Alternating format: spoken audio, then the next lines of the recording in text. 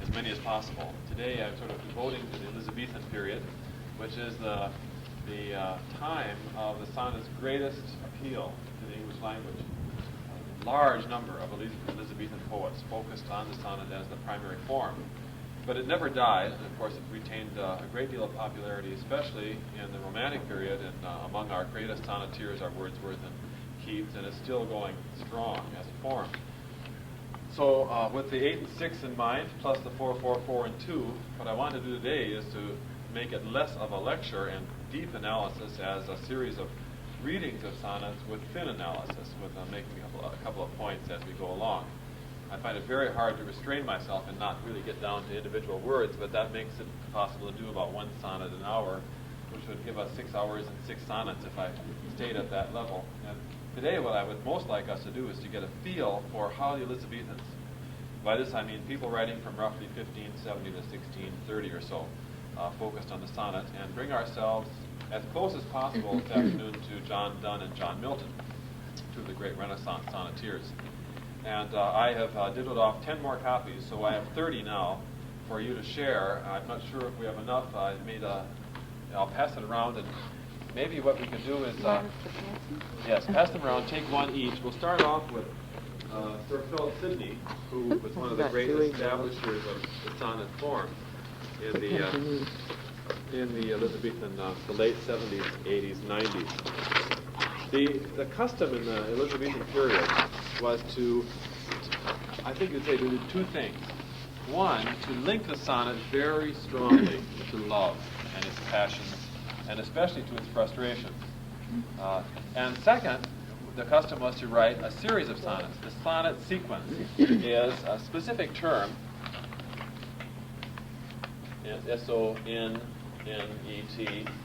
A sonnet sequence is a grouping of sonnets, each of which focuses on one of the shifting states of a lover towards his beloved. It's fairly natural if you know the history of it. The sonnet comes out of Petrarch's sonnets towards his idealized lover, Laura. And English sonneteers picked this habit up, and each of them wrote to his or her beloved a series of sonnet sequences. And its ultimate metamorphosis, I think the great ending of this sonnet sequence for us probably is George Meredith's Modern Love, which came out in the late 19th century, which is a series of modified sonnets to the misery of his marriage. So we start off with Astrophel and Stella, and we end up with this wonderful series of poems about how horrible it is to be married to somebody you no longer love. So it made a big transition. For the most part today, though, we're going to talk about anguish. And a couple of points we want to make and keep in mind. One is that the people who are being the recipients of the love of Sidney and Daniel and Drayton and people like that, for the most part, are not their literal lovers. The convention in the Renaissance was to focus on somebody far away and use that idealized distance as a means of encouraging the heightening of one's emotional experiences. And far, far from the mind of all of these poets would be the absurd and stupid concept of actually loving and writing about one's own wife. The idea of loving one's own wife didn't appear in Western civilization until the Romantic period, and it's been all downhill from there. And you know, before that time, you always loved somebody who was out there far away in a distance. And the first and the most famous, I think, of the early sonneteers, once the form was established, and you remember last week we talked about Wyatt and Surrey sort of working on the form, is the great Sir Philip Sidney, who was, as you remember from your college years, the archetypal courtier, the perfect Renaissance man. And he published the sonnet sequence called Astrophel and Stella. And so I diddled off a few of Sidney's sonnets to kind of play with that, and we'll push on past Samuel Daniel. We'll touch on Drayton, who is my favorite of this period, and move on farther to John Donne and John Milton as time passes here. Also touching on Spenser, who is the great poet of this period. So if you look at the handout I gave you, does everybody have visible access to it? Have they all gone around? If they might be sticking together. There should be one for each for this handout, and maybe one for two, so people who are sitting next to each other could share to get it all the way to the back. The first one is cited by its opening line, as is often the case. And we'll try to keep a sort of an analytical eye in mind as well. What I want to do is read it, and then talk about it, analyze it a little bit, and if we have time, read it again, because analyzing opens it up and makes it work. But I think we should start off with a hearing of it to get that form working in our minds. Before I read Loving in Truth, I would like you to notice something. Count the syllables of the first line and see if you notice anything. Loving in truth, and fain in verse my love to show. How many syllables? Actually, no. Loving in truth, and fain in verse my love to show. So is this iambic pentameter? No, it's 12 syllables instead of 10. So right from the beginning, Daniel is strengthening it out. Now, an old gimmick, I guess you might say, of poets.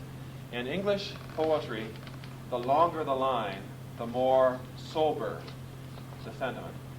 Generally in English, the shorter the line, the more frivolous. You get down to a 1 or 2 foot line and you're dealing with skeltonic verse, which is scurrilous for the most part. The primary noble foot is 10 feet, obviously, iambic pentameter, but you can always stretch it out into Alexandrian verse and weight it down. And so this is stretched out, given a little more weight. Most of the Astrophel, and that's him, star lover, right? And Stella, the star. See, they're false names. The one who loves the star and the star are in iambic pentameter, as number 5 is across the page. But this is in 6-footed line.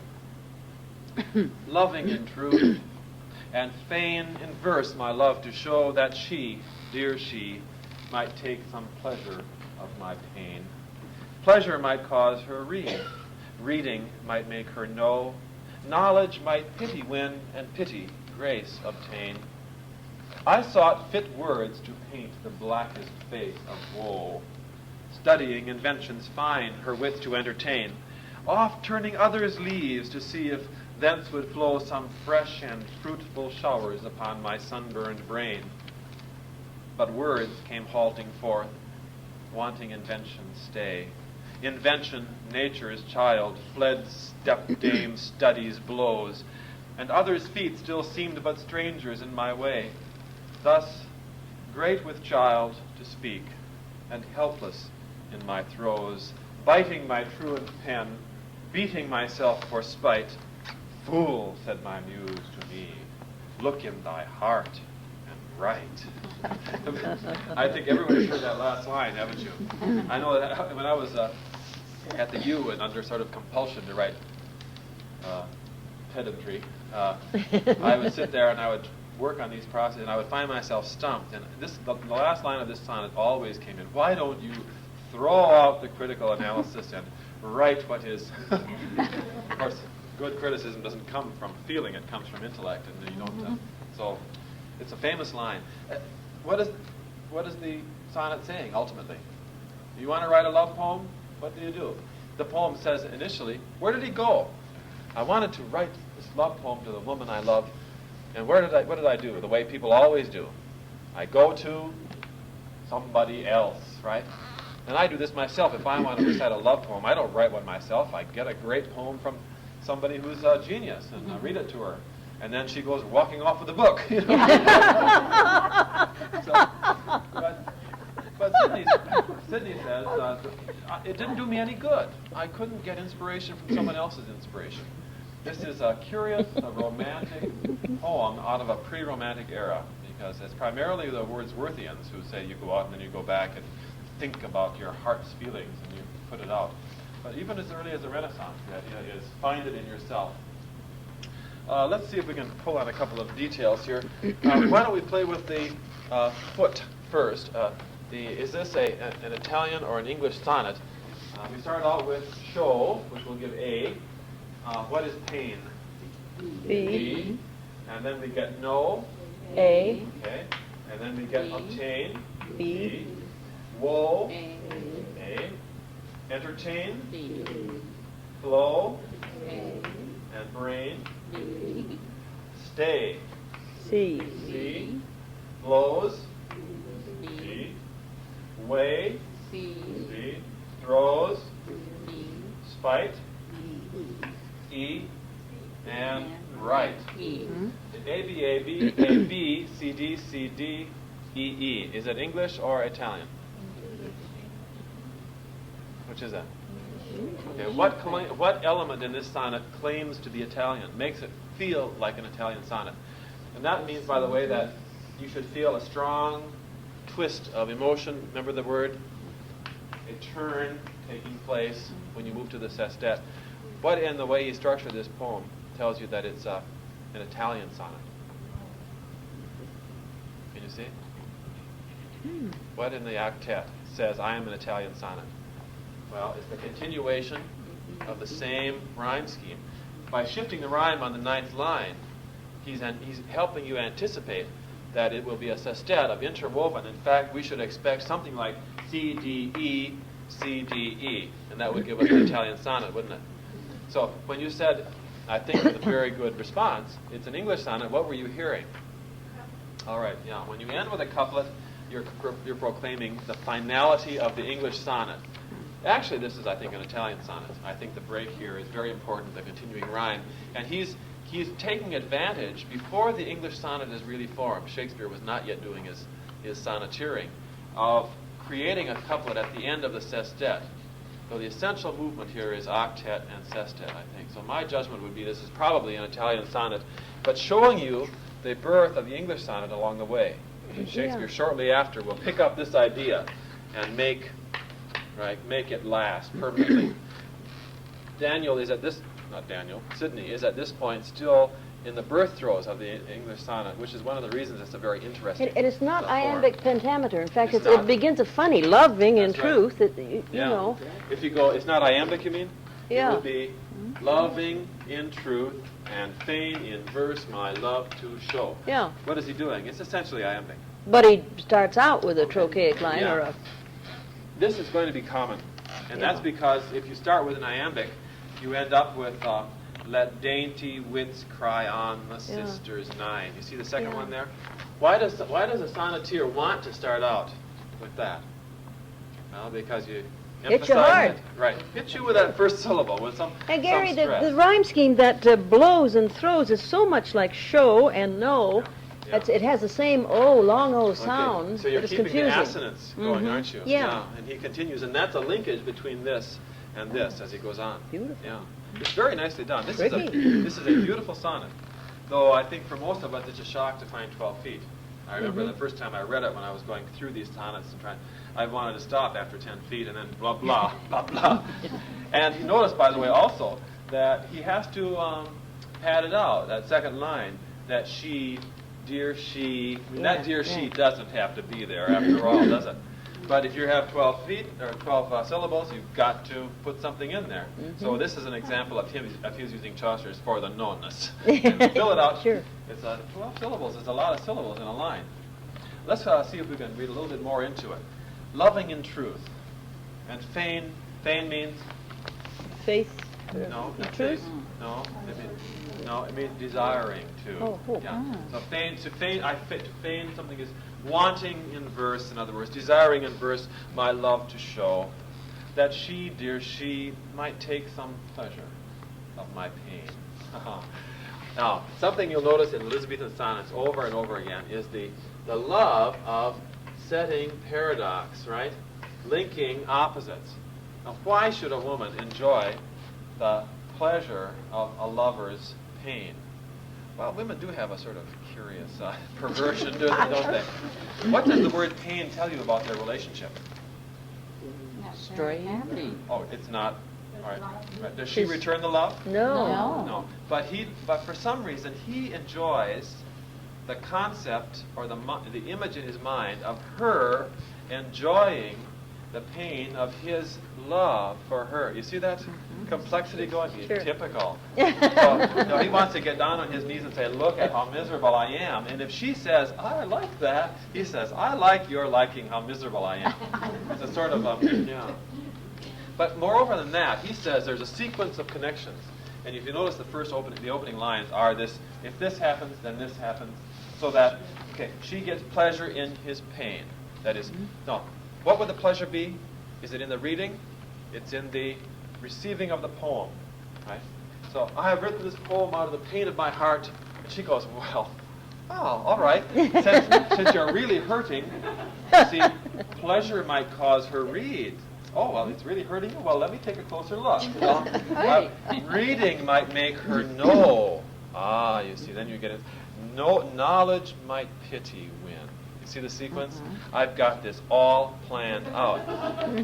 What I like about this is that, what does the octet tell you about Sidney? He's got it figured out, right?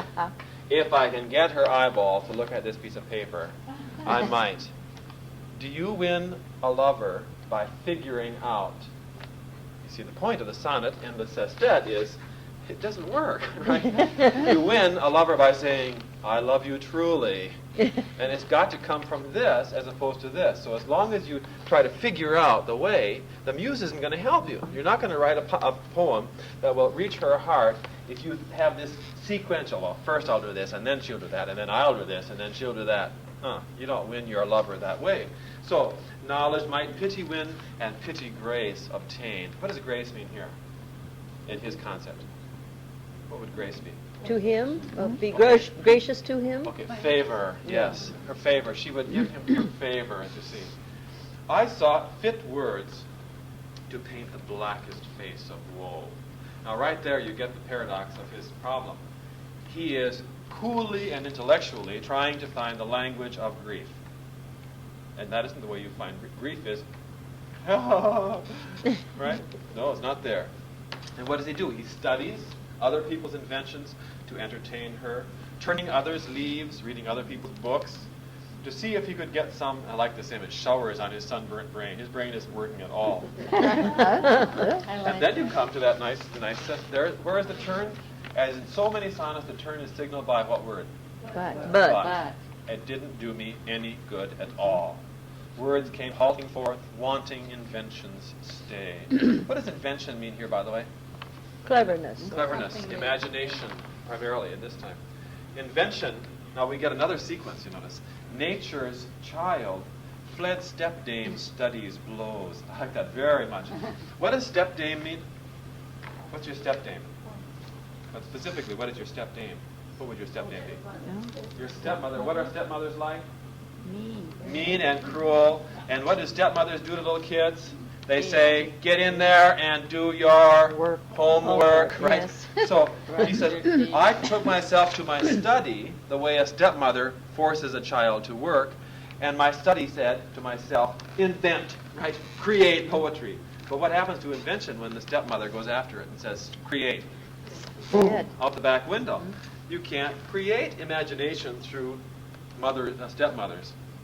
I had a stepmother, I know, that's true. And others' feet still seem but strangers in my way. Right? Meaning, you watch the other writers create their love poetry, and you don't know where they're going. Right? There's no similarity to that. And so he shifts the image. Thus, great with child to speak. He's like, what does great with child mean? Heavily pregnant and helpless in my throes. Moreover, he's going through agony. Labor. Sure. Yeah, labor. Will come. Biting my truant pen. And truant attaches you to what other word in the sestet? What is the truant? Right, and that takes you to what word? Fled. Study, right. Students should be studying, but this truant, this pen doesn't want to work. Beating myself for spite. Right? What do you do to truants? Beat them. Yeah, you beat them good and hard. Right? All of a sudden, you get out of the last line, fool, you idiot, right? Said my muse. Look in my heart and write. Do you like that? Mm-hmm. Here's Sidney doing a more conventional poem a little bit. It is most true, the bottom one on the right-hand side. I don't want to look at this one as closely as the one we just did. But it is, how many feet? It is most true that eyes are formed to serve. How many? Okay. It is most true that eyes are formed to serve the inward light, and that the heavenly part ought to be king, from whose rules who do swerve, rebels to nature, strive for their own smart. It is most true that what we call Cupid's dart and images which for ourselves we carve, and fools adore in temple of our heart, till that good God make church and churchmen starve. True, that true beauty virtue is, indeed, whereof this beauty can be but a shade, which elements with mortal mixtures breed. True, that on earth we are but pilgrims made, and should in soul up to our country move. True, and yet true, that I must Stella love. I like that sonnet very much too. It obviously is based entirely around what word? True. True. Yes, it would, right? 4 lines, 4 lines, right? True, true, true. And all of us know what's being affected in this sonnet. You can tell me all kinds of true things, and it doesn't have a damn thing to do with the fact that I still love this woman. Right? I mean, everything about this love is illogical and irrational, but that's what love is. And so he gives us this sequence. What do we have here? Let's see if we can get on. We have A, serve, part, swerve, smart. Then what do we have? B, so it's dart. CD. Where am I? Dart, carve. What is that? D. Okay, no, that's actually A. All right. So carve and swerve are essentially the same rhyme for him. So it's B, carve, heart, which would be B, and then starve, A. So we have A, B, A, B. And what this does, he shifts the rhyme, so B, A, B, A, and that gives you a semi-couplet hidden here connecting these, doesn't it? Because even though the actual rhyme for this is down here, the proximity with the last line of the first quatrain links it, doesn't it? Okay. Now that's now we get indeed. There we are. We get C, shade, which is D, breed, which is C, made, which is D, and then E, E. C, D, C, D, E. So he is playing, in this case, with the second quatrain, isn't he? To pull that rhyme up to the fourth one. Let's take a closer look at it. A lot of strange rhymes there, though. Well, Half rhymes, they almost vary. Well, Dickinsonian. The question is, probably not. Yeah, but move Given, and but love that's and by our time. modern pronunciation. The odds are that in Ah. 1570, 1590, that would be pronounced something like, it is most true that eyes are formed to serve. Right? The inward leak and at the heavenly parent ought to be king, from whose rules do swerve a rebel to nature strive for their own smart. It would be very much closer to Middle English than we think. And so my suspicion is that this is close to an exact rhyme, but we don't. And of course, for our purposes, it just makes it a little more interesting. It's a slightly off rhyme. Yeah. It's difficult when you're dealing with this period, because modern English is heavily moving in. But you know that scholars think that if you heard Shakespeare today, if you could hear Shakespeare speak, do you know what he would sound like? He wouldn't sound like Sir Ralph Richardson, bless his late heart, but he would sound like somebody out of the Oklahoma Hills. That is the closest in modern English to Shakespearean English is Okie English, hillbilly English. You know, because, and there's a reason for that. Hillbilly English in the United States is a descendant of the settlers who came in 1620 and moved off into the woods and stayed there. And so they didn't evolve right the way.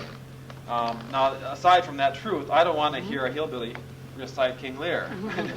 That's just because hillbilly English has social connotations to us that assault our ears primarily, doesn't it? Anyway, keep that in mind. When you come to Shakespearean English and you say, oh, what a beautiful off rhyme, we don't know for sure. It is most true that eyes are formed to serve the inward light, and that the heavenly part ought to be king, from whose rules, who do swerve, rebels to nature strive for their own smart. This poem is written in a context. What does the opening, it is most true, imply about the person he's writing to, or talking to at this time? Oh, he is saying, you're right, isn't he, essentially. Somebody has said, hey, eyes are supposed to serve as he says, the inward light. You should strive for goodness, Christianity. And can he deny that as a Christian? No. But what does that have to do with it?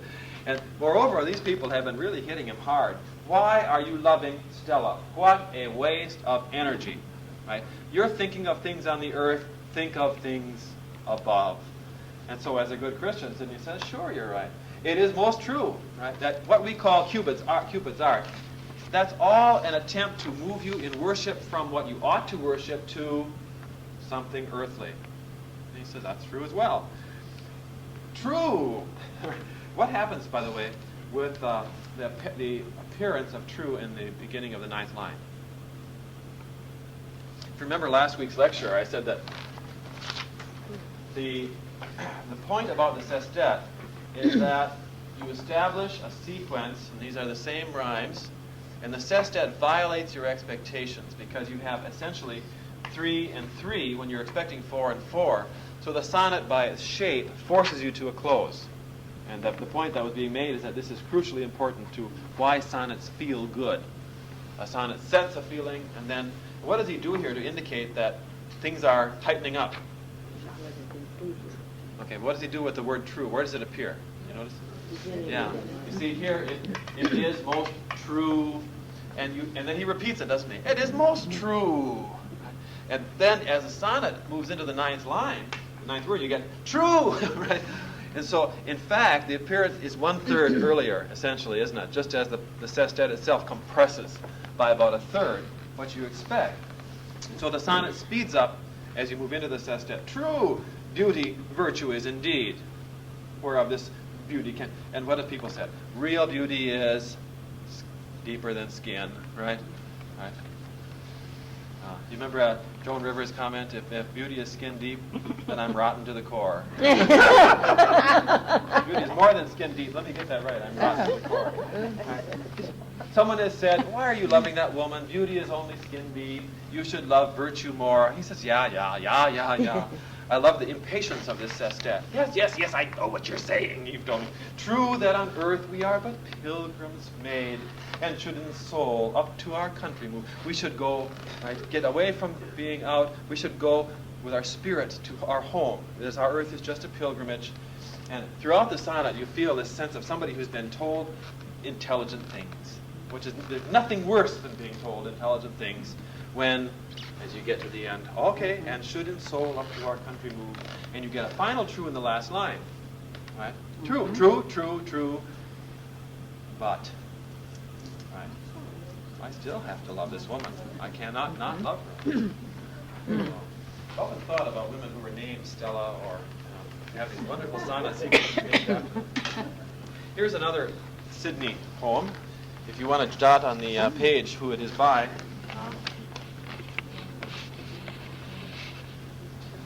Yes. This is number 31. The particular woman you'll notice, by the way, the footnote on the right-hand side, was Penelope Devereux, who was married to Lord Rich. So there was an actual woman that Sidney was apostrophizing, speaking to. I like this 31 very much. Passing it around. I'll give it a second to everybody get a. This is with how sad steps, O moon, thou climbest the skies. What you do is find an external reference for your own interior feeling. Often it would be in the stars or in nature. In this case, Sidney's referring to the moon, and he's out there mooning away, the way lovers do, and he sees this moon moving slowly up in the skies. With how sad steps, O moon, thou climbest the skies. How silently, and with how wan a face. What, may it be that even in heavenly place that busy archer with his sharp arrows tries? Sure, if that long with loved acquainted eyes can judge of love, thou feelest a lover's case. I read it in thy looks, thy languished grace. To me that feel the like thy state descries. Then even of fellowship, O moon, tell me, is constant love deemed there but want of wit? Are beauties there as proud as here they be? Do they above love to be loved, and yet those lovers scorn whom that love doth possess. Do they call virtue there ungratefulness? He's not feeling so good now, as you can see. This is in the sequence. He's feeling in the tradition of sonnet sequences. How does the woman treat people like the poet? And to make a good poet, what does the woman who's being beloved treat him like? They always have this disdain. Yes, right. I think I mentioned to you that I teach at Eastside Catholic High in Bellevue, and we're doing Chaucer in my senior class. And the wife of Bath says, all women will agree that women only appreciate what comes very hard. If some woman can get something easily, she will give it no value whatsoever. And then the wife of Bath says, and so all women will agree. And I ask my students, do you girls all agree with that? And they all say, yes. If a boy loves you, do you want him? No. Hard to get. Yes, the hard to get is what's important. And the trouble with the situation here between the poet and Stella is that he loves her, and he loves her intensely, so her reaction is Get lost. Get lost, yeah. I like the opening part of this nicely. I think both the octave and the sestet are nice. With how sad steps, O moon, thou climbest the skies. Do you want to look at the rhyme scheme of this one? Let's see what he does. We have skies, okay, face, be, place, be, try. You notice the difference? Now we have A, B, B, A instead of A, B, A, B. A. We're at eyes for A, B. case, B. B, grace, B. and prize. A, there's the octet. Now me, C. wit, D. D, B, C. C, yet, D. D, possess, E. E, and E. So once again, what does he retain as his custom seems to be with the sonnets? The sestet is unchanged, isn't it? C, D, C, D, E, E. But he makes considerable variation with the rhyme scheme in the octave. This is A, B, B, A, B, B, A. What he does not do so far in our short sample of these is vary the two rhyme, that is the two syllable basis of the octave, does he? Of the octave. It's only two words. He varies the sequences, but he still keeps it. He is strongly remembering the octet being its own quality. With how sad steps, O moon, thou climbest the skies. Pentameter. How silently, and with how wan a face. What does wan mean? Pale. Yes. What can ail thee, knight at arms, so wan and pale in loitering? Remember from Keats? So pale. What may it be that even in heavenly place that busy archer with his sharp arrows tries? Who is the busy archer with his sharp arrows? Cupid. Right, okay. Sure, if that, this is a nice line.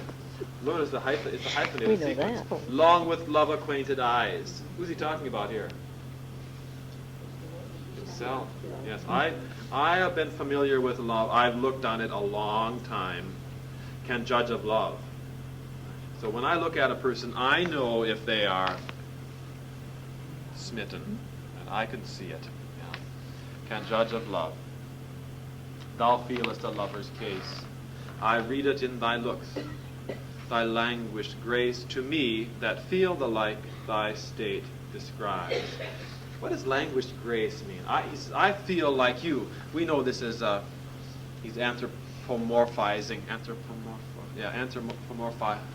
personifying. Right? He's giving the moon human qualities. And what does he say his state is? I feel thy languished grace, because I'm in the same situation. What does that mean to be? Languish is beautiful exhaustion, isn't it? It's not ugly exhaustion, but I feel just worn out. Right? And grace implies beauty of it. So I feel like you. I'm tired. I'm worn with loving. And so I respond to you. Then even of fellowship. In other words, in the name of Love. no, not of love, but of kinship. If we are the same, you tell me, is it the same where? And there's a key word. heaven as it is on earth. The implication here might be that there's no escape from it. Right? Diana may be up there and we may be on earth, but women are, right, lovers are the same wherever you go. Tell me, is constant love deemed there but want of wit? What does that mean? If somebody is constant and true in love, do people there say, gee, what a dumbbell? Right? I mean, only a fool would be seriously devoted. Are beauties there as proud as they are here? Can you see Stella? Naturally. Do they above love to be loved? And yet those lovers scorn whom they that love doth possess. Does Stella want lots of lovers? And as soon as they fall in love with her, sure. But for me, the last line is, I think, extremely powerful. Do they call virtue there ungratefulness? Can you feel bitterness? For me, when I read these, I try real hard to see where is he moving away from the convention that is what you must say if you're going to write a love poem, and where does a touch of reality come in? And that line really hurts, doesn't it? Right? Where being true and faithful, ungratefulness. Is that what they call it in heaven? That's a powerful line. How about one more that we will not analyze, but maybe take a look at on the lower right-hand side? Come sleep, O sleep, the certain knot of peace, the baiting place of wit, the balm of woe, the poor man's wealth, the prisoner's release, the indifferent judge between the high and low. With shield of proof, shield me from out the press of those fierce darts despair at me doth throw. O make in me those civil wars to cease. I will good tribute pay, if thou do so. Take thou of me smooth pillows, sweetest bed, a chamber deaf to noise and blind to light, a rosy garland and a weary head. And if these things, as being thine by right, move not thy heavenly grace, thou shalt in me, livelier than elsewhere, Stella's image see. He says, if you will give me peace from my despair, I will give you anything. You can have my pillows, my bed, my bedroom would sleep like a nice quiet bedroom and no noise in it. He says, but if you don't want those because they already belong to you, I'll give you something else. If you give me sleep, what will I give you? I will dream of her for you. If you let me sleep, you'll see her image in my mind. So sad. I mean, this guy's been dead 300 years. Why should we feel sorry for him? Okay, let's make a shift to another Elizabethan poet. This is... Okay, we'll try it in two different directions. This is Samuel Daniel. Samuel Daniel is considered by scholars the finest of the Elizabethan sonnet sequences. Samuel Daniel. Did he ever get his Stella? No. But he got fame. Stella lives on in him. I don't think he did. I think this Lady Rich was pretty... Well, he didn't intend it to. This was an academic exercise in many ways. What was Sidney was about 29 when he died, wasn't he? Early 30s? Yeah. He did not live a long life. Well, I've got it. He was 54 to 86, which makes him 32. 32. Okay, this is from the sonnet sequence to Delia. Delia is Daniel's poem.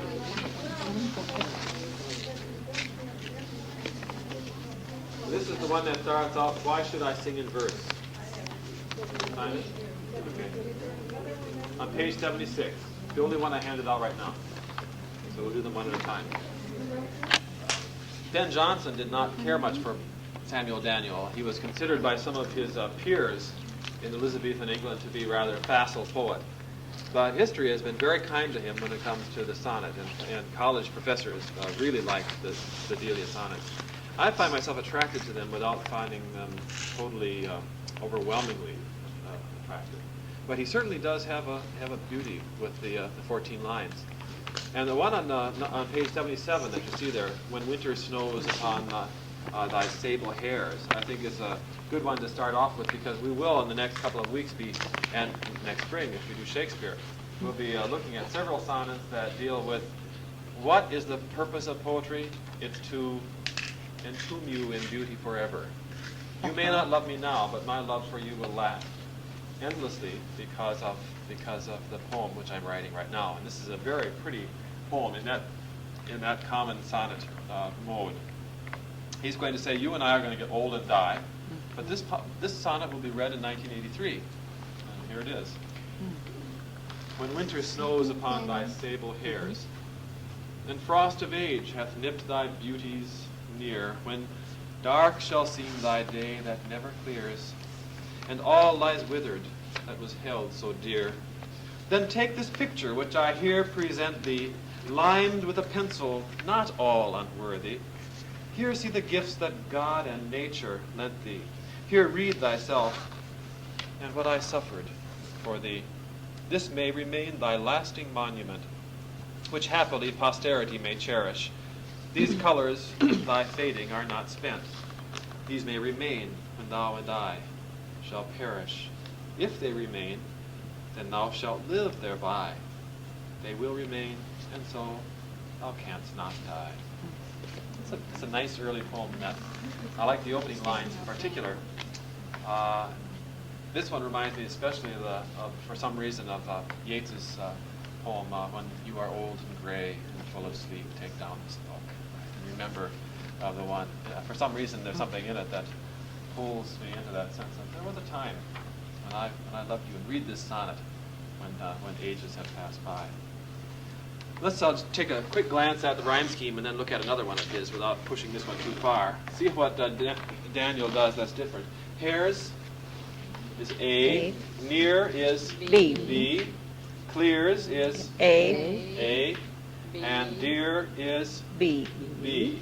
Now, hairs and clears, there you can guess. One of the ways we know or are able to approximate the pronunciation of earlier English is in poetry that should be rhymed. And the odds are pretty strongly that hairs and clares would be very close in his day. So we come to the next one.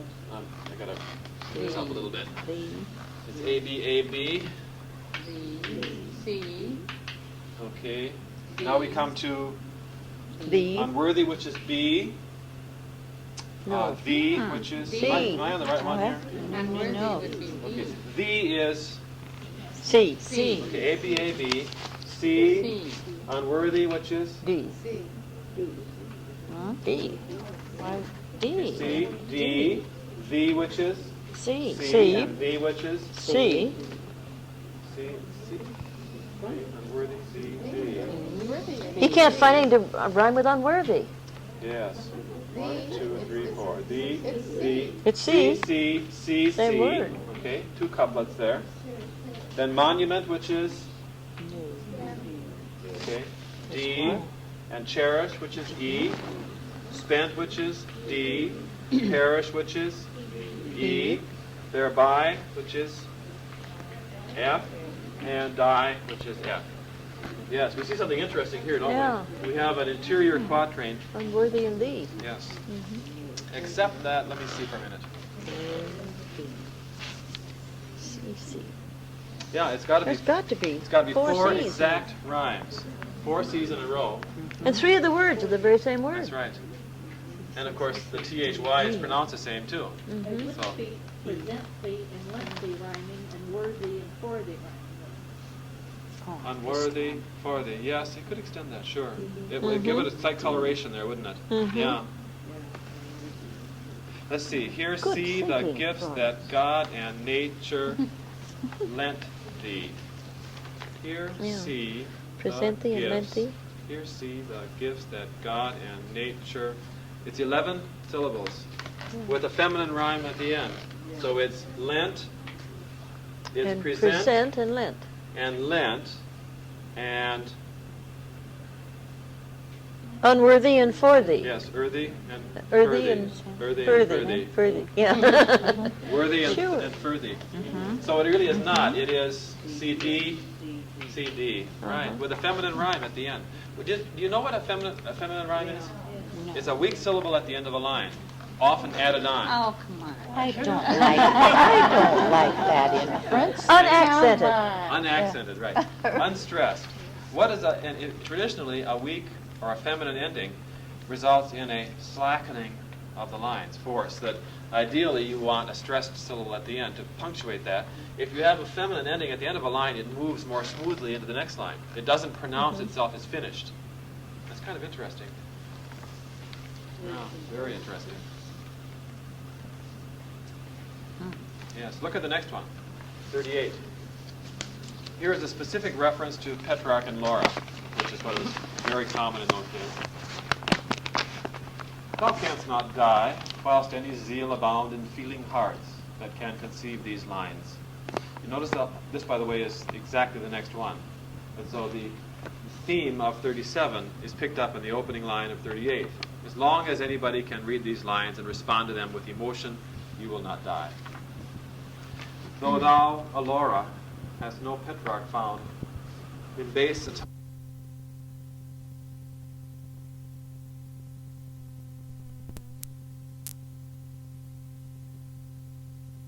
and I'm from the cold north. But I can love as much as he can love. And if I can't write the rhymes that are Petrarch's rhymes, I can attest to the future that somebody loved you as much as he ever loved that Laura. And she wasn't so hot after all. Yeah, there are a couple of nice lines. Okay, that's Samuel Daniel. I have one more example of Samuel Daniel, which I'll pass around to you. And, exceptionally, in those years. Yeah, there was about 100 years from 1570 to 1670 where everybody wrote sonnet, especially the latter years of Elizabeth and the early years of Mary. Oh yeah, he was the great. I think there's some evidence that in those years it was the way a poet proved himself, because all the major poets wrote sonnet sequences. One would not think, for example, that Spenser, who wrote the Faerie Queene, would feel obligated to write a sonnet sequence. I mean, after all, the Faerie Queene is the ultimate poem of these years. But he wrote a long, important one. Well, everybody did it. Everybody did it. Okay. We're almost to the end, so what we'll do is read these two last Daniel sonnets and then take a break and come back, and we'll start off with Drayton's. One of my favorite sonnets of all is one of Drayton's. And so we'll limit this to just a reading or two. Number 49, Care Charmer Sleepe. This is also Samuel Daniel. Care Charmer Sleepe, son of the sable night, brother to death, in silent darkness born, relieve my anguish and restore the light. With dark forgetting of my care, return. And let the day be time enough to mourn the shipwreck of my ill-adventured youth. Let waking eyes suffice to wail their scorn without the torment of the night's untruth. Cease, dreams, the images of day desires, to model forth the passions of the morrow. Never let rising sun approve you liars, to add more grief to aggravate my sorrow. Still let me sleep, embracing clouds in vain, and never wake to feel the day's disdain. You'd rather sleep all night than worry about... Every time you wake up, what do you find? That same old haughty woman out there. But in sleep, she'll be sweet and kind and wonderful. Probably one of the most present images of all throughout these years is the comparison of sleep and death. Sleep is the image of death, but much kinder, much sweeter. We'll be reading later on, either today or next week, John Donne's Death Be Not Proud, the sonnet called The Mighty and Dreadful. Great sonnet.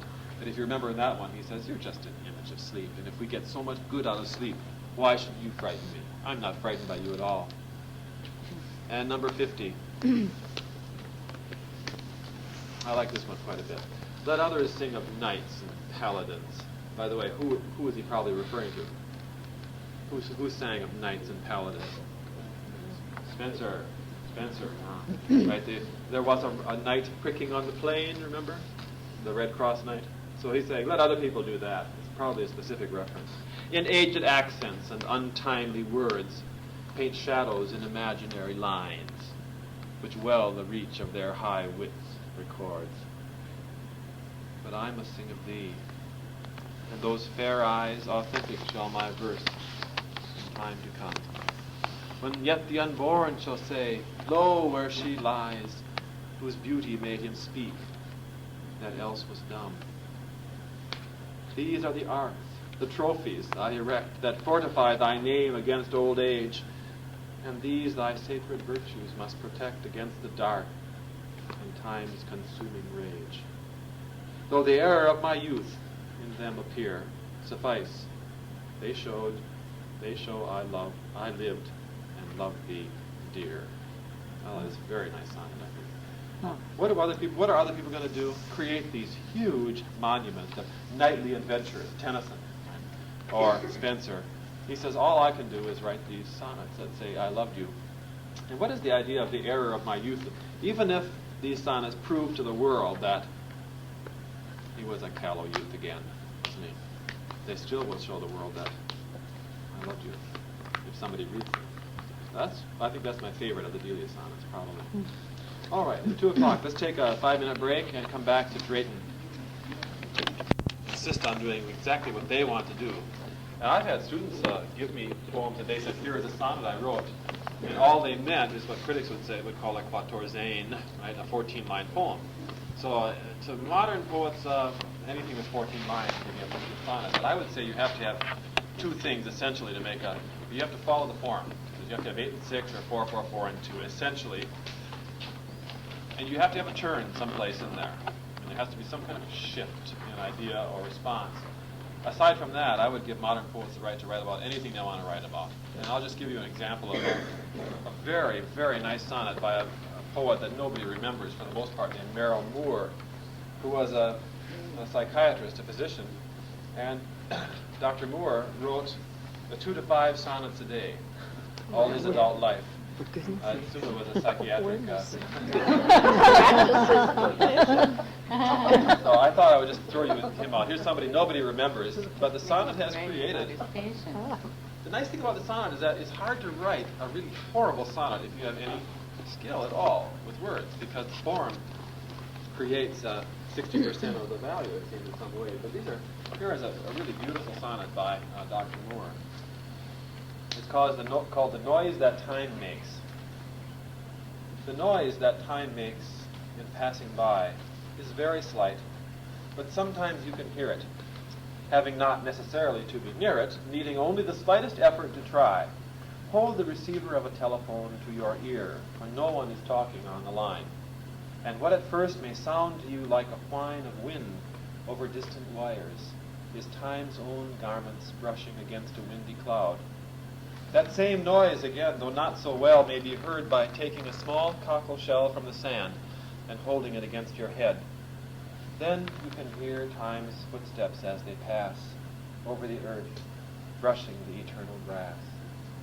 I like that. Isn't that nice? I'll read one more of his poems to show you him in a different mood, a very modern feel to this. This is called The Clerk in the Hospital Record Room in Summer. Oh, dear. Record room, 63535. All right. The clerk's small voice trailed away.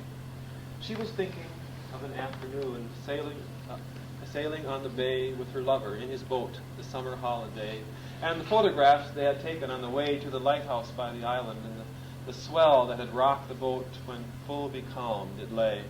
And they lay on the deck, and the tide had turned, and the afternoon sun upon the boards had burned under seagulls. But here pencil sharpeners made their odd noise, and clicking typewriters added noise, and carbon papers and files stretched out endlessly for miles and miles of work, and the phone rang intermittently.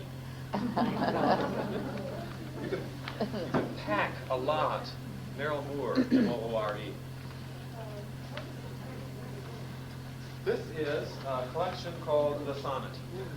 It's all sonnets from beginning to modern times, and nothing else but sonnets. So it was what I was using to refresh and use for this class. So these are all taken from this book. I Xeroxed the pages. Merrill Moore. Okay, I'll admit it. This Drayton is considered the poet who wrote the best and the worst sonnets of the Elizabethan period. But Sonnet 61 I have to admit, is my favorite sonnet in this period. I really like this poem. I like a lot of them, but this one really is my sonnet. It's the only one that I have come to mind frequently on my own. Is this Drayton? Yes, Michael Drayton. Drayton. I had a colleague once, you may have read his book, Roger Sale.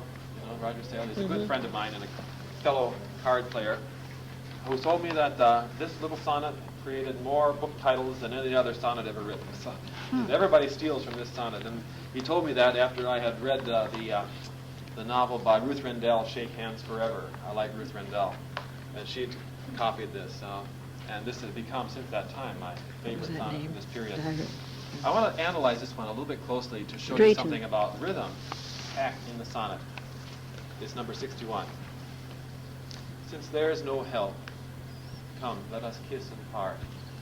Nay, I have done, you get no more of me, and I am glad, yea, glad with all my heart, that thus so cleanly I myself can free. Shake hands forever, cancel all our vows, and when we meet in any time, again be it not seen in either of our brows that we one jot of former love retain. Now, at the last gasp of love's latest breath, when his pulse failing, passion speechless lies, when faith is kneeling by his bed of death, and innocence is closing up his eyes.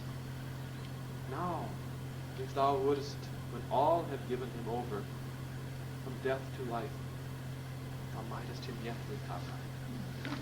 I really like that sonnet. But I would like you to look at it with me with an eye to how we structured it. First take a yes. Michael Drayton, Drayton. Let's take a look first at the rhyme scheme, and then I'll show you, we'll talk a little bit about how a master sonneteer varies a rigid form, predominance of that form for a while. What I would like to look at with you is the use of the pause in the sonnet. You see, the challenge for a sonneteer, as to write it, is to write his poem in a predetermined sequence of lines with a somewhat predetermined rhyme scheme. There is variation there. The challenge for him is, how do I make my sonnet sound natural and varied from the other sonnets? I think all of you remember from school coming upon the bulk of 18th century poetry and feeling, when you're reading almost anybody other than Alexander Pope, that the iambic pentameter couplet has to go da da da da da da da da da da da da da da da da. And I think most of you had a professor or two tell you that the great genius of Pope is that he could write those couplets and make you forget they were couplets. And the way Pope did it, and the way Drayton does it, within the constraints of this sonnet, or all good sonneteers, is to pay attention to how you vary the pauses available to the reader. If you read the sonnet carefully, the poem will tell you how to stop, where to continue, whether to stop at the end of a line or not, and how long a pause to make. And this is a particularly nice one, I think, in its use of the pause, which is one of the reasons I like it. So we have then periods, semicolons, commas, dashes to look for, and whether a line runs on or stops. And if you have a pencil, you might want to actually write on a piece of paper to help you follow this. Let's take a look at the first one. Since there is no help, come let us kiss and part. Where is the first pause? And it's after which part of the line? I'm using a Socratic teaching method here. So, okay. Since there's no help, after the second foot. Okay, put a line there. These are called, does anybody know the term for this in poetry? They're called caesuras. Caesuras. And a caesura is the Latin word for a stop or a pause. I don't know if it had anything to do with Caesar or not. Yeah. So, okay, after the second foot, second line. Nay, I have done. You get no more of me. Notice the semicolon at the end of the first line, so there's a fairly solid pause there, right? So, nay, we get a pause after the first syllable, and then again after the second foot. So, what feeling connecting the first two lines does the pause give you by repetition of substance or length? That's a very obtuse question. Something is repeated in the second line as well as that takes the place in essence of the couplet, and it's done by quantities. Can you see what quantity is repeated? Glad. Okay. The second half, right, from the third, fourth, and fifth feet are all run along after the pause, aren't they? So if you hear the line, you know you're reading poetry, even though it isn't rhymed, because Drayton has said these are connected. It's not at the beginning. The pauses are different. So since there's no help, come let us kiss and part. Any words in that opening line that are more than one syllable long? Any words in the second line more than one syllable long? So he's using only monosyllabic words. And you notice that what that does is punch up. You use the last 8 words, you soften the effect, don't you? Last night on the baseball game, they said, well, since the pitcher was the penultimate batter last inning, I thought, on a baseball game, I hear the word penultimate. What's that, Howard? Howard. That wasn't Howard. Yes, that was the big shock. It was who was it? No, I mean Howard Cosell was on. No, but he didn't say it. It was No, one of the good. others. It was a jock who said penultimate, which is Good. even. But it means second to last, right? So it's a great Latin word. If you want a word for third to last, you say antepenultimate, right? Wow, that's really great. But so the effect of Drayton is to use monosyllabic words, not Latinate words, right? And you pound it out. Since there's no help, come let us osculate and part. See, it wouldn't work, right? No. Come let us kiss and part. Nay, I have done. You get no more of me. And so notice how that second part is matched, right? All 6 monosyllabic words. And also, the turn, of course, is going to be that even though he's saying, I'm finished with you and I'm glad, the end couplet is going to say, right, if you just look at me, right, I will come along with you. So, but that second line is really powerful, isn't it? And it's very modern, which is why when you read this poem, you can't believe it was written in 1600. You get no more of me. Third line. And I am glad, yea, glad with all my heart, that thus so cleanly I myself can say. What about the third line in terms of pausing? Do you notice that it links, or where's the pause? And I am glad. Glad. After the second foot. So it's an exact equivalent of the first line, sure. And moreover, this is the rhymed line, isn't it? See, so part and heart, rhyme, is not only the rhyme at the end, it's the utterance of the line that links the third line with the first one. And I am glad. Any multisyllabic words there? No, he's still there. You get, yea, glad with all my heart, that thus so cleanly I myself can free. Any pauses in that one? No. Anything, do you notice anything at the end of the third line? No. Okay, so what does the third line tell you should do? Keep going. All right, in other words, push on to the end of the couplet. He wants, so the line has its normal sequence, in this case, six syllables, but you don't stop, and it pushes you like a freight train to the end. I am glad that I've got rid of you so easily. Right? No pause there at all. He pushes on, and the sonnet does this more than once. It's one of the reasons it works so nicely. Look at the second quatrain. Does he shift his referent here? The first one is let's. Okay, now he's saying there's a little difference there, isn't there? A little cooler. Shake hands forever. I really love this quatrain. Shake and this line. What an image. You shake hands ordinarily as a sign of greeting, but it's also a sign of a contract sealed. Goodwill. Goodwill. But this is good. It's adieu, isn't it? It's a seal. Yes, this is it. Let's agree to this, is what he's saying essentially. Shake hands forever. Cancel all our vows. We agree that all of our promises that we made to each other, right, such as I will love you forever. No property. Right? When you break up with a lover, you say, all right, everything we said, right, nothing ever said in passion is permanent. Take back your mink. Well, not about that. I've never known a woman yet who said, cancel all our vows. What about caesuras in that one? Shake hands forever. Where is it? After the... Forever. Okay, same thing, isn't it? So it attaches itself to first and third. First, third, and fifth lines all have the same pauses, don't they? He's setting a pattern here. Neat. Do we find now, at this point, a word of more than one syllable line? Syllable. Yes. In fact, we found one in the previous lines, which is Cleanly. Cleanly. myself. Do you notice anything in the placement in the line of those words? All four of those words they're in the middle of the line, aren't they? Right there. He's expanding them just a little bit. Moreover, are those words powerful words? Plainly, Yes. cancel. By the way, forever, myself. Now pay a little bit of attention as we see those four words in the middle of those lines to sound. Does cleanly attach itself to anything of those four words? Cleanly, to those four words. Cleanly and cancel, right? You see that? And what about forever and myself? You hear a sound there being repeated? You hear the F's in those words? And the hard C's in the others. Yes, there's a little knot right there in the middle of those lines, linking those words together. Cancel all our vows. Next line. And when we meet at any time again. Anything to stop you there?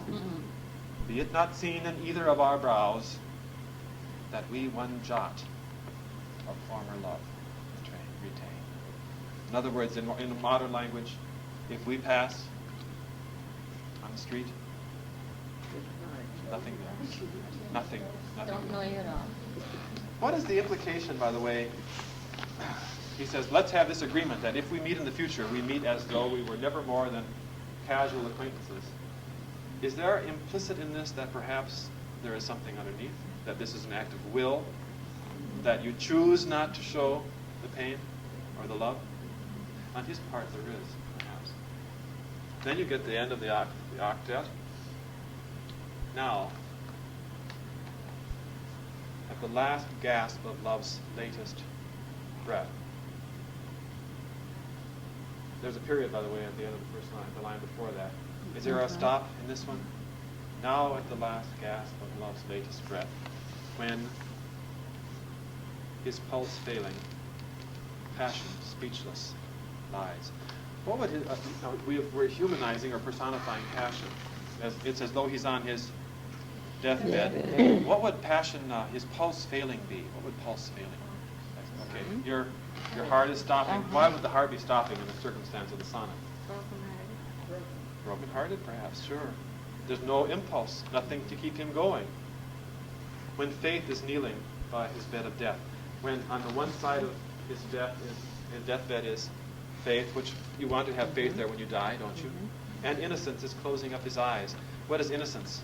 Bending over, pulling the eyelids down on the corpse of passion. Now, what does that now pick up? Okay, the previous now. If you would, comma, see the scissor in the second to last line? If you would. When all have given him over, we would say when everyone has given up on him. Is there any pause in the last line? No. It comes right through. From death to life, thou mayest him yet recover. What power do you still have? Bring him back. Bring him back. Since there is no help, come let us kiss and part. Nay, I have done, you get no more of me. And I am glad, yea, glad with all my heart, that thus so cleanly I myself am free. Shake hands forever, cancel all our vows, and when we meet at any time again, be it not seen in either of our brows that we one jot of former love retain. Now at the last gasp of love's latest breath, when his pulse failing, passion speechless lies, when faith is kneeling by his bed of death and innocence is closing up his eyes, now if thou wouldest, when all have given him over, from death to life, thou mightest him yet recover. See, it's a nice sonnet because where does the turn begin? With the first now, and it hits you when? In the last line, doesn't it? So the sonnet announces the statement, and then he says, now, and then all of that is parenthetical, isn't it? At this moment of death, he wanted to. Even now, he holds it up. It's not too late. Does the sonnet imply that, well, maybe that's what you would like? Yeah, I think so. Well, his sonnet sequence is called Idea. I-D-E-A, Idea. And I don't know who the person was, but it's got a lot of truth to it. And it's a powerful. Now, just to, for a short change of pace, I want to show you, share with you a poet named Davies. I think it's John Davies is his name. And this is a satire on Elizabethan poetry. Then we'll move to Spenser and then John Donne. We'll pass that one around. It long for the sonnet, once it achieved fashion in English, to become parodiable. That is, the form and the words and the kind of language you found in sonnets was already apparent because so many sonnets had been written. And it all had to do with love. And Davies, who was not primarily a serious sonneteer, wrote several sonnets which sort of make fun of the form and what other poets were constantly doing in their sonnets to Stella and Delia and all these people and Idea. And number 5 on this, on the right-hand side, is a really cute one showing Davies' use of the language, playing games with the language, having apparently some difficulty finding the right word. Mine eye, mine ear, my will, my wit, my heart, did see, did hear, did like, discern, did love her face, her speech, her fashion, judgment, art, which did charm, please, delight, confound, and move.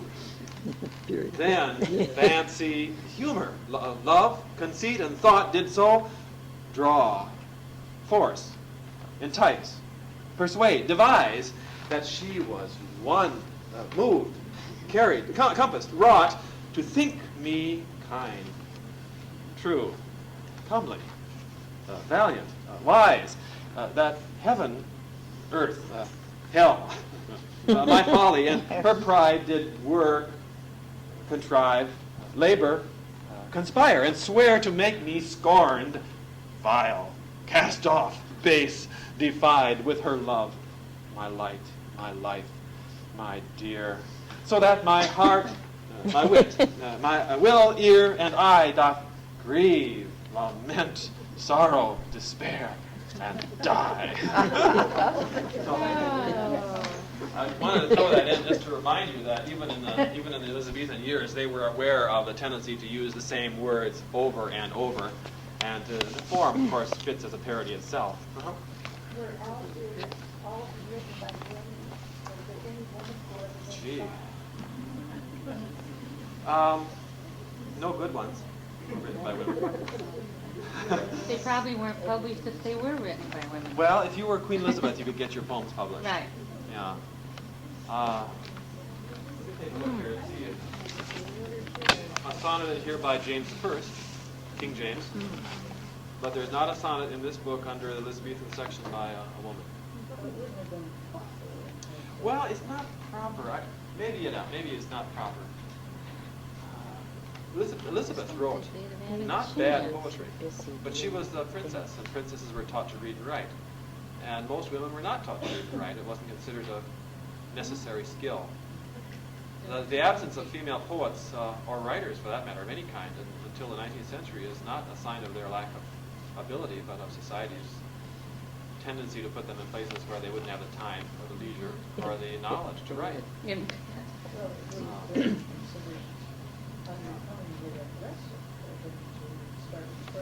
Yeah, probably. When women started writing heavily, as you probably remember, they made themselves felt most strongly in the early 19th century in really terrible novels. That is, they'd be the equivalents of modern-day Gothics and Harlequin romances. You remember, if you remember, I think it was Hawthorne or was it Melville talked about this damn tribe of scribbling women, right? And what he meant was these three-decker romances, which people were reading with gusto by the thousands, when they would not read The Scarlet Letter or Moby Dick. And that's a legitimate complaint from his point of view, right? He was writing great fiction, and these people were writing trash, and we still know it. But you see, even there, we get an interesting indication. If a woman was allowed to achieve the skill of writing, was she encouraged to write great literature? She was not.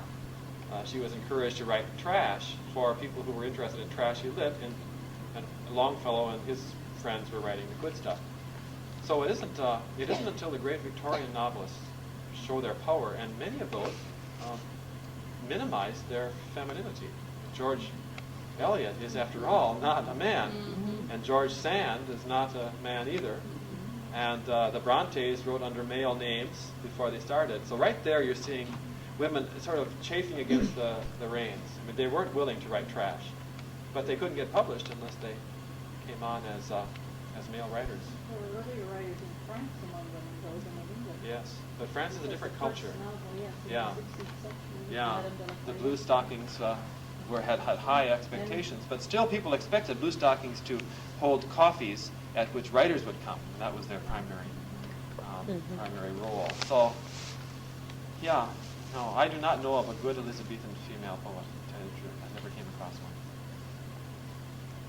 And you know that when George Eliot started writing, critics would not believe that this was written by a woman. I mean, it was simply impossible that a woman could have the intellectual rigor to write a book as good as Middlemarch. Right? Okay, let's shift over to the poet's poet now, Spenser, and read one of his sonnets. Take that top one.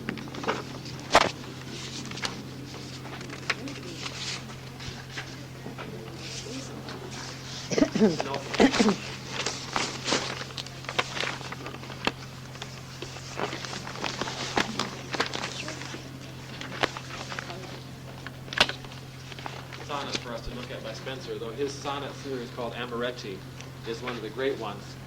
Primarily, I want you to take a look at his verse and then keep an eye open to his own rhyme schemes. Spenser was a very creative poet. He was not satisfied with previous rhyme schemes or styles, and he often created his own. And this is one that I'd like us to take a look at. Look at One Day I Wrote Her Name Upon the Strand on page 101. This is another one of those sonnets about you will decay and fall away, but my poem will keep us and our love alive forever. Now take a look at this one and see what we see.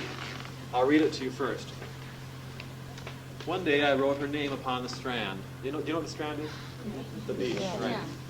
But came the waves and washed it away. Again I wrote it with a second hand, but came the tide and made my pains his prey. Vain man, said she, that dost in vain assay a mortal thing so to immortalize. For I myself shall like to this decay, and ache my name be wiped out likewise. Not so, quoth I. Let baser things devise to die in dust, but you shall live by fame. My verse your virtues rare shall eternize, and in the heavens write your glorious name, where, when as death shall all the world subdue, our love shall live, and later life renew. Spenser's an extremely competent poet. Let's hear the rhyme scheme to this one, if you'll holler it out for me. A, B, A, B, C, B, what are Right, we? okay, Oh, yeah, B. right. D, C, Okay, now wait, let's A, B, Where A, are B, we? and then B. A, B, B, A, B, C, B, C, B, C, C, D, C, No, CB. C, D, C, D. no, A, B, A, A, B, B, A, B, C, A, B, A, C, B, Say. C, C, B, C, C, D, C, D, Say and decay is B. I don't get that. Yeah. A, B, B. Okay. This is his own rhyme scheme. He Is that invented it. right? It's called the Spenserian sonnet. And what do you notice about it? B, Well, let's see if I get it right here. B, I C. don't know. C, I question it. You see what he does? What does he do that differs from the other sonnets we've seen? C. I get two C's here. Oh, he picks up the next quatrain, Yeah, that's sound before, from the Right. quatrain before. He interlocks, doesn't he? You get the effect of a couplet where there isn't a couplet, actually. Right. So it's A, B, A, B, B, C, B, C, C, D, C, D, E, E. And internally, the appearance of two couplets moving on, when you really don't have them, Yeah. what he does is interlock. That was his They're own really invention. not couplets. No, they're not. They don't really have anything in common at all. Because this is rhymed Sure. with that, not with that. But it gives the effect of a couplet as you're reading it. And it's quite an effective thought. And other poets at this time have tried to make the Spenserian rhyme scheme work. And it hasn't worked very well for anybody but him. Now, let's go back and kind of take a minute or two on this one. One day I wrote her name upon the strand, but came the waves and washed it away. You notice that with Spenser you have to pronounce that unstressed last syllable to get it in there. Again I wrote it with a second hand, but came the tide, and made my pains his prey. What does he use here to make sure that we do separate the quatrains? Period. Yes, it's the period. The quatrain is one clear, continuing sentence, and the period stops you dead in your feet, in your tracks. Vain man, said she. Who is the she? No, not the she. It's the The lover, girl yeah. whose name he wrote. Yes, whatever it is. I wrote her Like name. Pat Boone, writing love letters in the sand. Vain man, said she, that doest, that dost in vain, I say, a mortal thing, so to immortalize. For I myself shall like to this decay, and ache means also. And also my name, you wipe it out likewise. Now what's her response in simple language? You can't immortalize me. I'm going to die in decay, Yeah. too. Who's the realist here? The girl. is very realistic. I mean, most women, you would think, would love to be praised and see him just weeping over the inability to get her name. But only a fool would write a woman's name in sand anyway. True? Yeah. Because, is there a touch of the masochist about these guys? Sure. Yes. So once the waves wipe away, first, what wipes away the first name? The What waves. He The waves. says, I tried it again. And what wipes it away the second time? The tide. Now, is that a little bit more final? Yeah, because waves come and go, but tides, Stay a while. they constant repetition. Wash out. It's almost as though he's saying, nature says to me, hey, Buster, I may have no waves right now, but 8 hours from now, it's going away. Now this guy's doing it with the clear knowledge that it's going to be washed away by the waves. And she's a realist. She says, you foolish man. Right? I mean, you cannot make me permanent. I am mortal. I will fade away like everything else. And for I myself shall like to this decay, and also my name be wiped out likewise. That is, I'll be forgotten, just as my body will. Of course, he then comes back with the sestet, doesn't he? Not so. You hear the turn? Yes, quoth I. Let baser things. What does base here mean? Baser. Lower, commoner things. Commoner things. By the way, base was one of the words. I think we caught that in the satire. Devised to die in dust. But you shall live by fame. My verse, your virtues rare, shall eternize. Eternize means Eternal. right, put into eternity. And in the heavens write your glorious name. Ah, what has he done? But where? Right. She says, well, we were writing my name in the dirt. What's the matter with you? And he says, no. He says, you're right. I won't write your name in sand. I will write your name. Look up. Put it in the stars. Where, when as death shall all the world subdue, the implication being that down here, everything is going to go. Our love shall live. Later life renew. Take it up. But, Gary, it's interesting. The problem is with this Spenserian sonnet, we don't know her name. It's just like with Shakespeare. So long's lived this, and this gives life to thee. But we say, who? Yeah. Do we have to know? Well, her name Well, it'd is be Charlotte. nice because he's trying to eternalize her name. No, I think he's trying to internalize his own Oh. qualities of a poet. I mean, don't give her bigger billing than she deserves here. No, there is a name. What does he call her too in the sonnet sequence? Now you caught me. He does have one of those Latin names for her too in the Amoretti, but it doesn't come to mind immediately. But her real name, I don't know if that's there.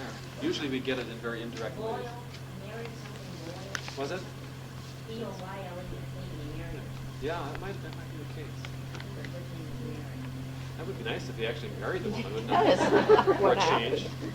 What happened is right.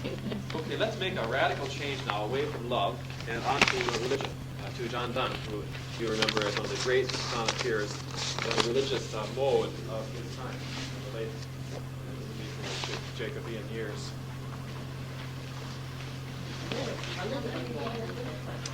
Yeah, Elizabeth Boyle. I wonder if these sonnets, were these sonnets meant for her? They were. Yeah. Is the epithalamium based on their marriage too? Yes, it might be.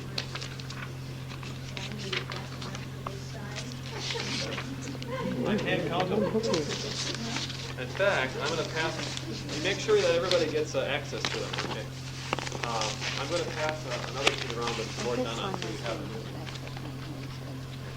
it. Who is this one? John Davies. These are different.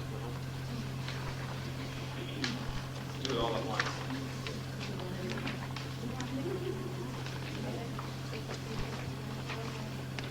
This is the third. Yeah, these are all religious, aren't they? Now, who is this one? Catch them. I don't know who this one is. Oh, Are you missing entirely?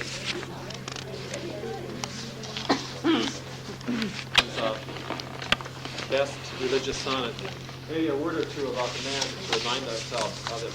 John Donne was an Anglican priest. He's most famous, I think, to most modern day people for donating a title of one of Hemingway's great novels. Anybody know? for whom the bell Yeah. tolls. He, among his meditations, was a famous one about the passing of someone who goes by and the bells are tolling, and his point is no man is an island, you remember, entire unto himself. And he says, ask not for whom the bell tolls, it tolls for thee.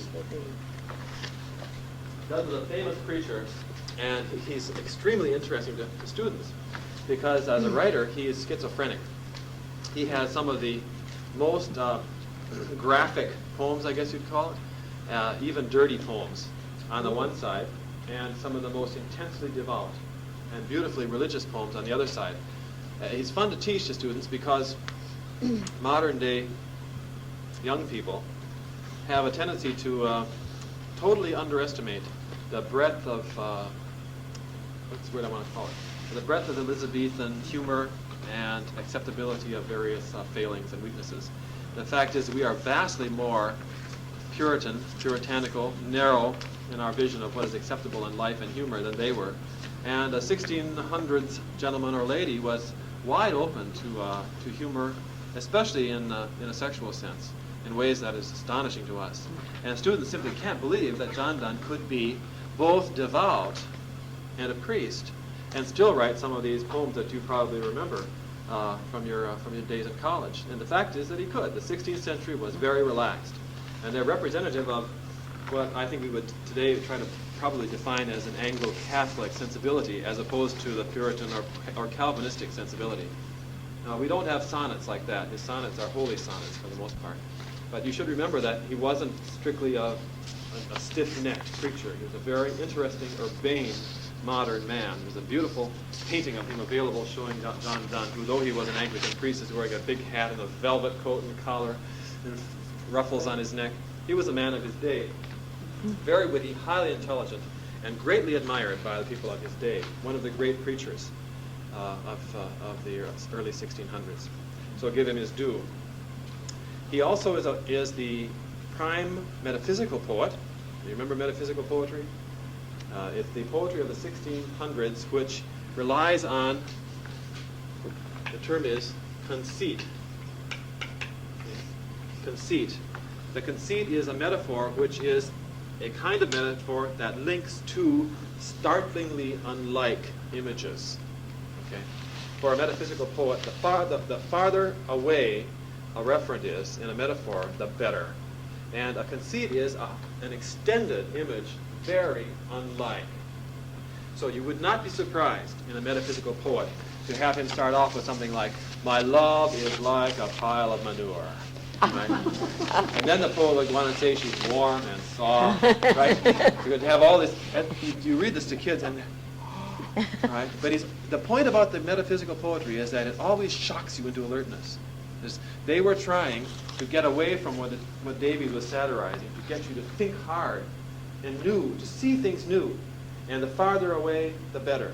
You might remember Donne's wonderful poem about separating from valediction, forbidding mourning, where separating from your lover is like being a compass. Remember that?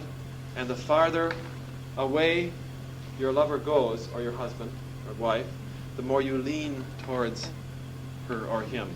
So that a compass, meaning here, the kind that makes circles. So you spread the legs, the wider the diameter or the radius, the more you lean. And his point being that the farther away you go from me, the more I yearn for you. I mean, what a weird conceit. He's got another one where he has the, it's called On a Flea. That being, so he's a man looking at a flea on the neck of the woman he loves. And it's a plea to her not to kill this flea, because this flea has bitten him and has bitten her, and their two holy bloods are intermixed, you know. And the kids read this, oh, yuck. And then she kills the flea, and he says, oh, murder, you've committed murder because you've killed. No. And then he uses it to try to convince her to go to bed with him, too. He says, right, if you can kill a flea which has your blood and my blood, why not? You know, right? There's no sacrilege. But here is Donne as a religious poet. If you are reminiscent of modern poetry, you should hear strong echoes of Gerard Manley Hopkins, who is very much Donne-like in his use of striking images, metaphors, and in his curious linking of words in his poems. I don't know if we'll get to Hopkins or not, but Hopkins was a Jesuit priest, if you recall, from the 19th century. Look at the sonnet number 1 on page 165. He's praying to God. Thou hast made me, and shall thy work decay? Prepare me now, for now mine end doth haste. I run to death, and death meets me as fast, and all my pleasures are like yesterday. I dare not move my dim eyes any way. Despair behind, and death before doth cast such terror, and my feeble flesh doth waste by sin in it, which it towards hell doth weigh. Only thou